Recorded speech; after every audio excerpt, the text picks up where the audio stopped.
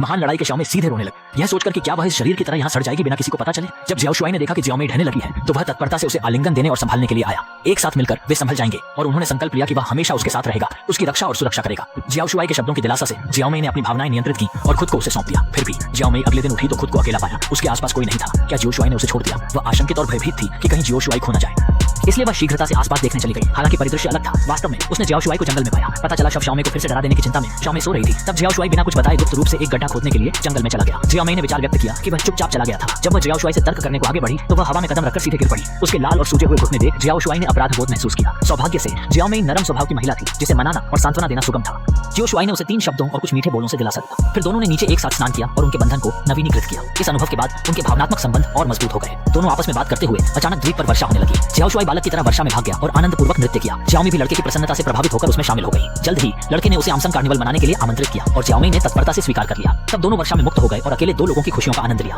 बावजूद इसके कि जियाओ मेई उस दिन सोई हुई थी, वो अचानक एक गड़गड़ाहट से जाग उठी। उसने ध्यान से सुना, मानो वह विमान की गूंज सुन रही हो। जियाओ शुआई के प्रतिक्रिया देने के पश्चात वह शीघ्रता से रिक्त समुद्र तट की ओर दौड़ पड़ी। तथापि वह फ्लेयर बंदूक खोजते वक्त हेलीकॉप्टर का ध्यान आकृष्ट करने की आशा में आकाश में मध्यम चिल्लाया, परंतु ऊंचाई की वजह से हेलीकॉप्टर इसे सुन न सका। उसने केवल हेलीकॉप्टर को सिर के ऊपर से गुजरते और दूर जाते देखा और लड़के को गिरते और पहाड़ी से घास में लुढ़कते देखा। हालांकि लड़की नाराज नहीं थी, इसके बजाय वह चाहती थी कि लड़का उसके साथ घास में और समय बिताए, पर लड़के की इसमें रुचि नहीं थी।